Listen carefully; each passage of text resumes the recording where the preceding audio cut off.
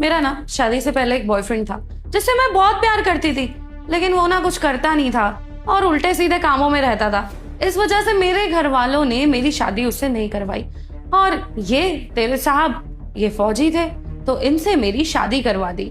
लेकिन मेरे बॉयफ्रेंड और मैंने ना ऑलरेडी डिसाइड किया हुआ था कि हम एक दिन एक साथ होकर ही रहेंगे, और तय किया था कि जिस दिन भी मेरा ये फौजी पति घर आएगा उस दिन मैं इसको जहर देकर मार दूंगी। अब तेरे ये साहब इतने महीनों बाद वापस आए तो मार दिया मैंने इन्हें जहर देके। अब तूने ही तो इन्हें मारा है तो तुझे तो सच जानने का हक है ही। अब मैंने जो तुझे काम करने को कहा था वो तूने कर दिया। बोतल में दवाई मिला के साहब को पिला दिया। अब साहब नहीं रहे तेरे इस दुनिया में। अब अगर पुलिस आएगी तो बोतल पे तो फिंगरप्रिंट तेरे ही होंगे ना, तो फंसेगा तो तू ही।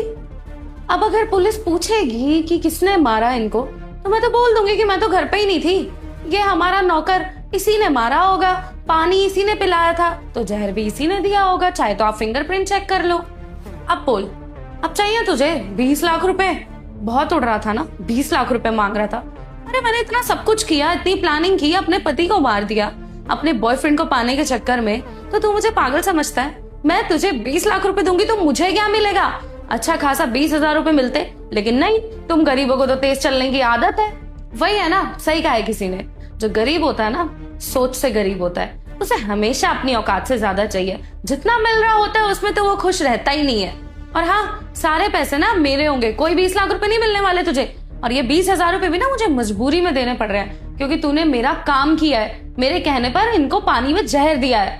खैर छोड़, अब तेरी सच्चाई सामने आ गई है तो मेरे 20,000 रुपए भी बच गए और तुझे तेरी औकात भी पता चल गई होगी। देखिए मैम साहब, आपकी ये गलत बात है।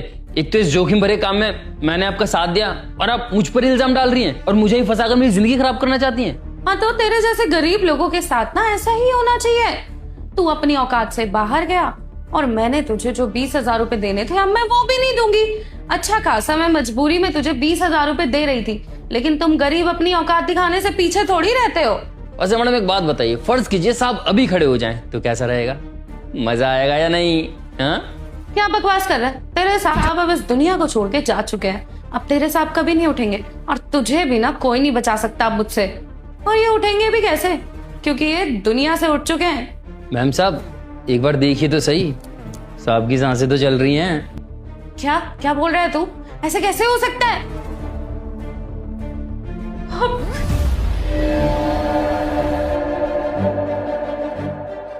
तुषार, तुमने तो वो जहर वाला पानी पी लिया था ना, फिर तुम ये जिंदा कैसे उठ कैसे गए?